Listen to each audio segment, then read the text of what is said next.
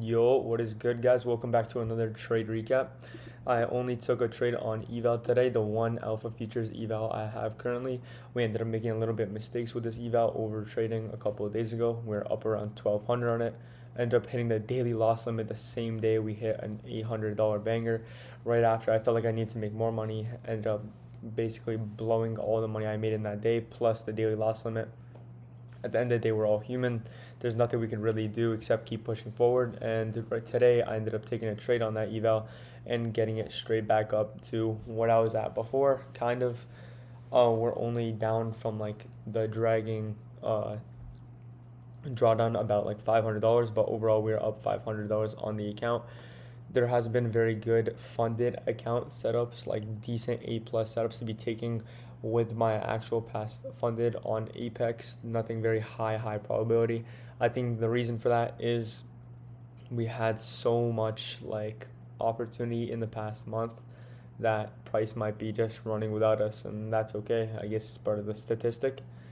Anyways, let's get into the trade I ended up taking today, clutching up this eval and potentially being able to pass this in the future, with the knowledge we got right now. Anyways, let's go here. There's a lot of drawings over this place, so I will be cleaning it up. I'm sorry, give me a second. We're gonna be going to 9:30 open. A lot of back and forth happened during this AM session. Let's go to tools.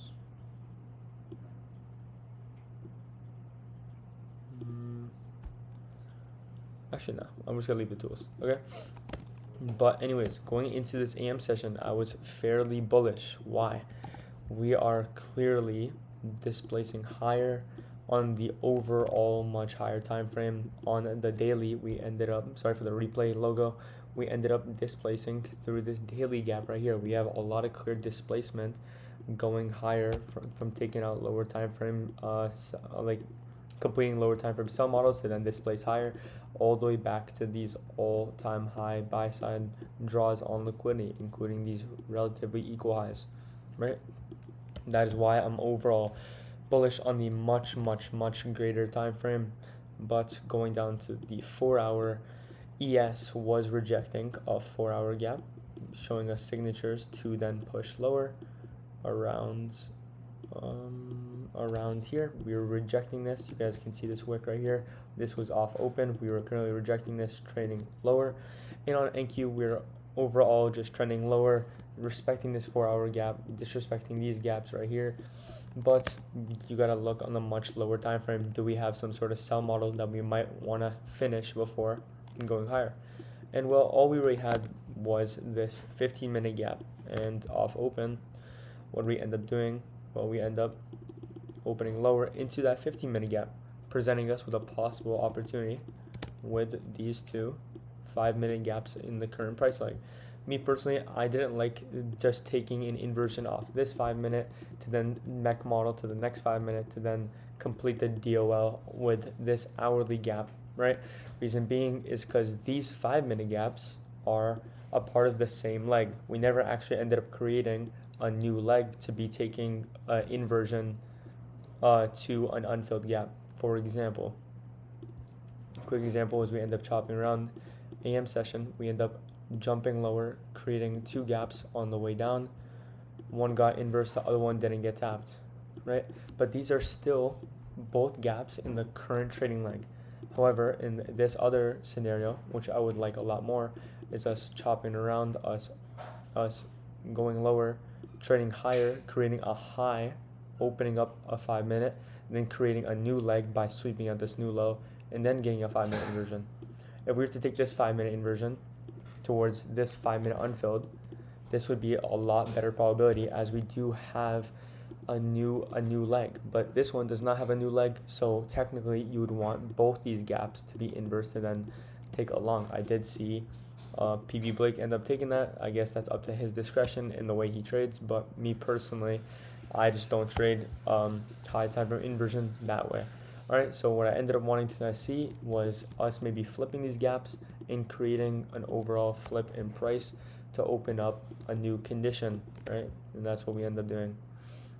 We end up trading higher, opening up this 5-minute gap, And what do we end up doing? Well, we end up just running higher. Unfortunate. This would have been an A plus long in my personal opinion, leaving that hourly gap plus low resistance leading up to it, plus these equal highs, plus the 10 a.m. open low. Like, that would be perfect. We already have proven to be high resistance low. Another gap to prove that would be even more higher probability, and I would have definitely taken this on my fundeds, right? On my funded, but no, we do not end up getting that. But this gap does end up playing a role much later on. We end up chopping around, never ended up opening up any sort of gaps in this whole entire leg, just generally liquidity, leaving a bunch of these failed swings, taking out the sell side and plummeting lower, creating another failed swing, and bang, we manipulate into this sponsored 5-minute that we left freaking years ago. And I guess another additional confluence is us manipulating into this 15-minute, this 15-minute rejection block right here. What is a rejection block for people that don't know? Well, a rejection block is when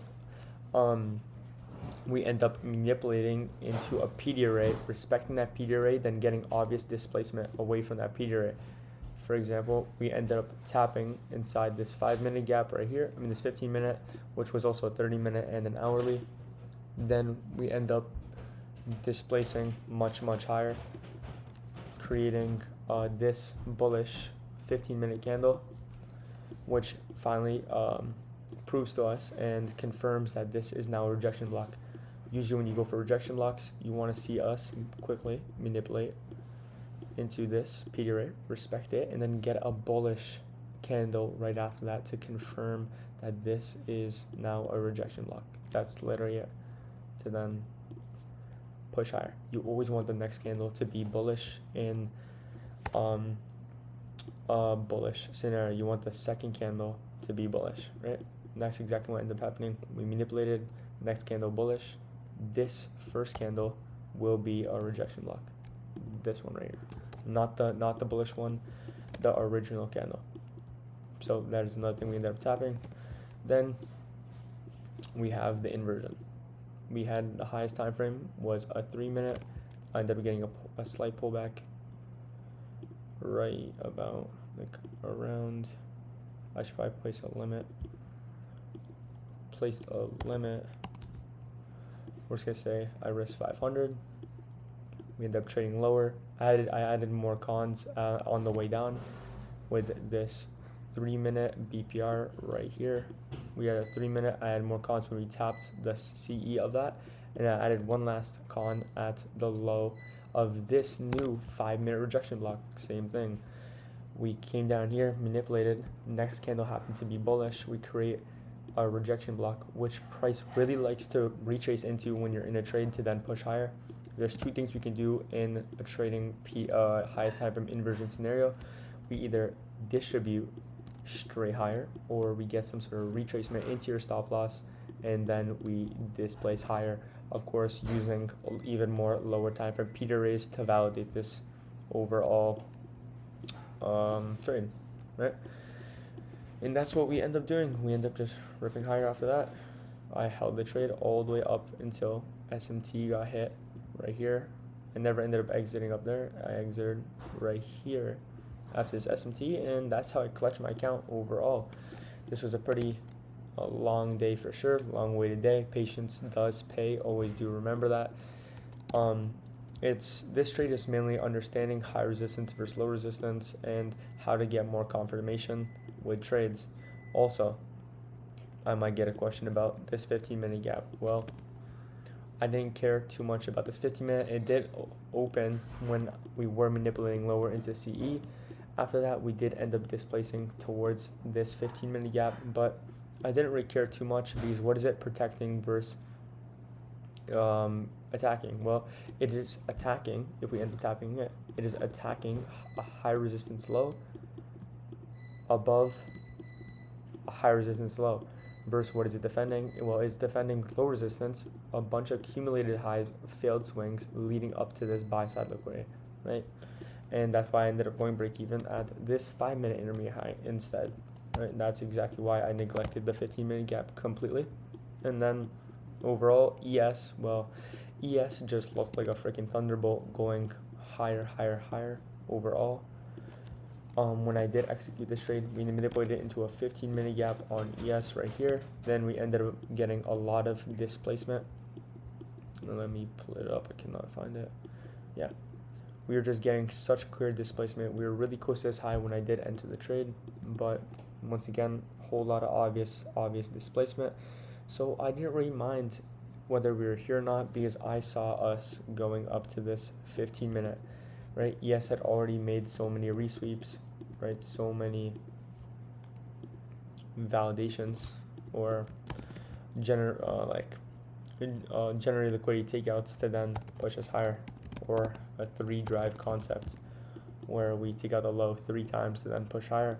I guess that can be another additional confluence that you can use, but me personally, I do not use that, but I just visualized it right now. Overall, that is the trade recap. Hope you guys enjoyed this one.